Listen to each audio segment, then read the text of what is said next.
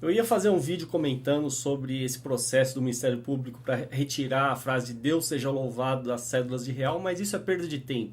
Esse processo vai demorar anos e anos, né? E lutar contra o Estado é a coisa mais ingrata que tem, porque eu já até imagino que esse processo vai ser perdido no final das contas, até porque se o STF não se importa com uma cruz, né, presa na parede, você acha que ele vai se importar com a frase Deus seja louvado na cédula estatal?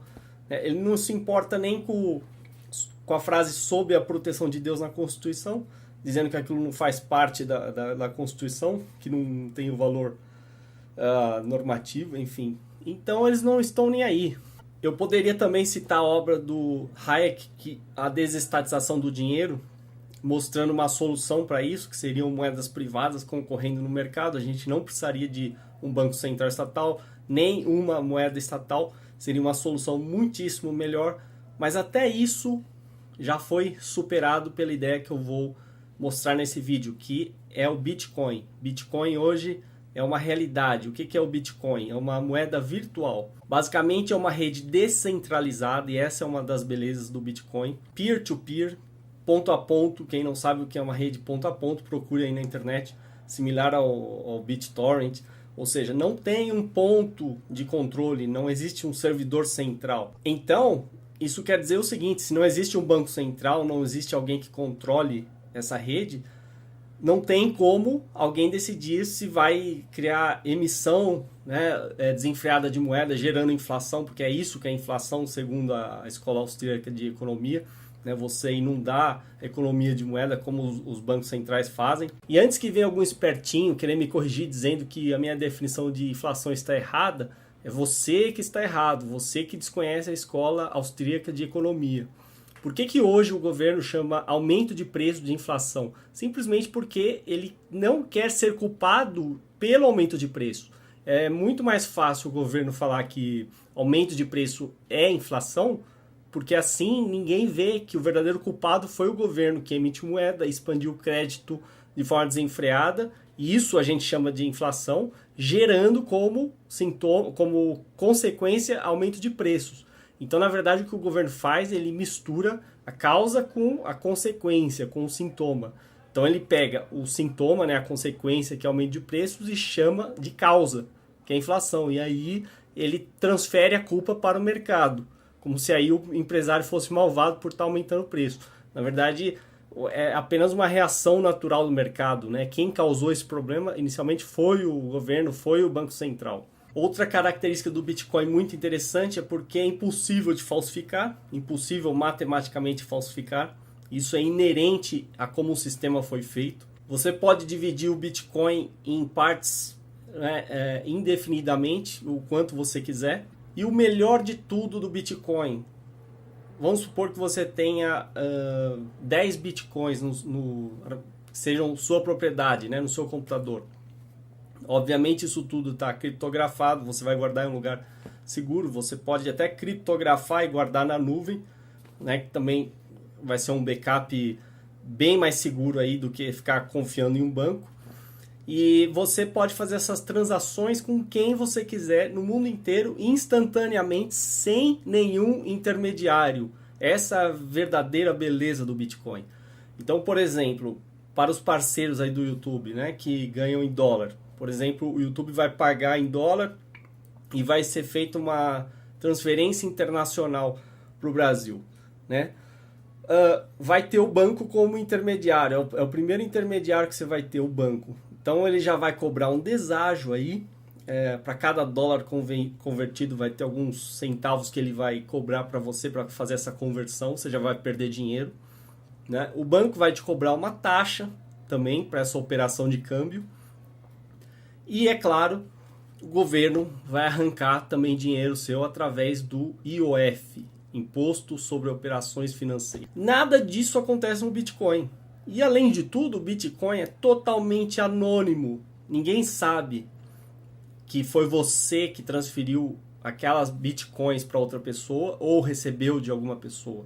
Então, seria muito melhor, por exemplo, se o Google pagasse o vlogueiro que é parceiro através de bitcoins, porque esse dinheiro, né, essa moeda virtual, viria automaticamente para sua carteira virtual sem intermediário. Você não perderia dinheiro nenhum. Isso dá poder às pessoas, né, de realmente serem donas dessa moeda e não ficar dependendo do governo ou do Banco Central ou da justiça querer, por exemplo, fazer uma penhora online ou algum tipo de roubo, né, estatal através de impostos. Não existiria isso. Você poderia fazer transações com quem você bem entendesse sem dar satisfação a absolutamente ninguém. Uma das possibilidades, por exemplo, que já tentaram no Brasil fazer, e mesmo assim dependeria de um servidor central. Teve um site chamado Fairplace, que era um site propondo que pessoas físicas emprestassem dinheiro para pessoas físicas, a juros mais baixos que os bancos, né? Aí o que aconteceu? O Banco Central foi lá e falou que eles não poderiam fazer isso, que não era um banco, né? Eles não poderiam, não tinham essa autorização. Ou seja, já com Bitcoin, isso aí seria perfeitamente possível. Se você quisesse emprestar para alguém, você poderia fazer e não teria interferência de ninguém. Você não depende de um intermediário, não depende de um órgão central. É uma rede descentralizada. E a própria internet também é descentralizada, é por isso que ela funciona. Então, ou seja, se você quer acabar com o Bitcoin, se algum governo quisesse destruir o Bitcoin, ele tem que destruir a internet inteira. E que governo vai conseguir fazer isso? Nenhum. Porque uma rede descentralizada vai destruir a internet no mundo inteiro? Impossível.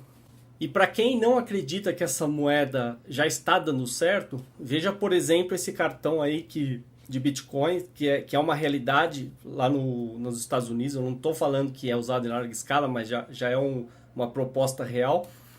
E aí alguém vai falar que essa solução aí do cartão de débito de Bitcoin vai contra a própria natureza do Bitcoin, que preserva o anonimato, e o cartão vai ter seu nome, vai ter sua identificação, não vai preservar. Bom, aí você decide se vale a pena ou não essa comodidade.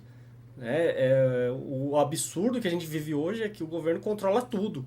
Ele decide até quem pode prestar esse serviço de te fornecer um cartão de débito ou crédito, quando na verdade isso aí deveria ser completamente desregulamentado. O mercado fornecer e você contratar o serviço de quem você quiser, sem interferência do governo. Então, a longo prazo, eu tenho certeza que o governo vai ter que ceder e vai ter que deixar o mercado livre. Esse é o caminho. E isso vai dar muito mais poder ao indivíduo, que vai ter controle sobre a sua renda, sobre o que ele tem como moeda. Não tem problema que seja uma moeda virtual. O que a gente precisa é de um meio de troca. Apenas isso.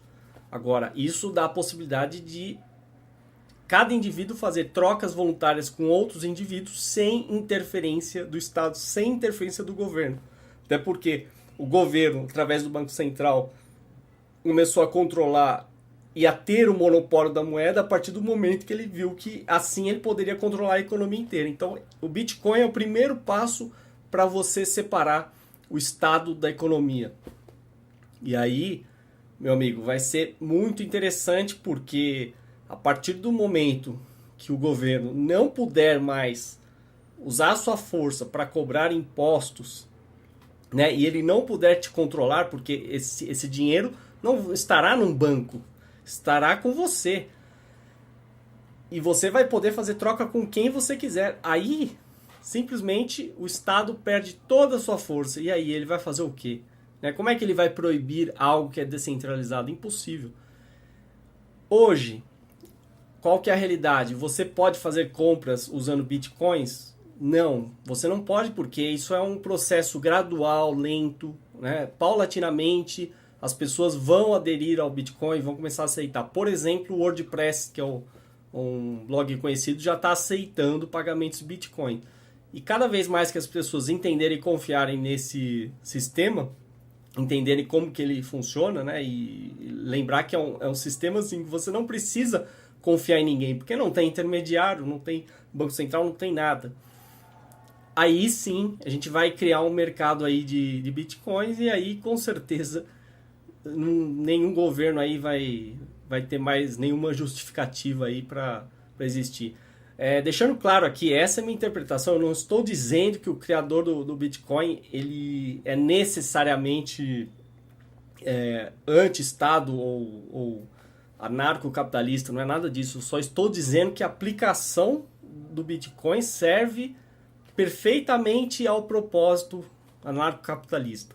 Eu deixei inúmeros links aqui embaixo, então quem quiser e tiver real interesse, veja os links e procure estudar sobre isso, que é bem interessante e no futuro com certeza vai ser a realidade, porque não tem motivo nenhum para a gente ficar usando moeda estatal, a não ser, né, o medo ou então a falsa sensação de que estamos seguros porque o Estado tem o monopólio daquela moeda, o que é uma grande besteira.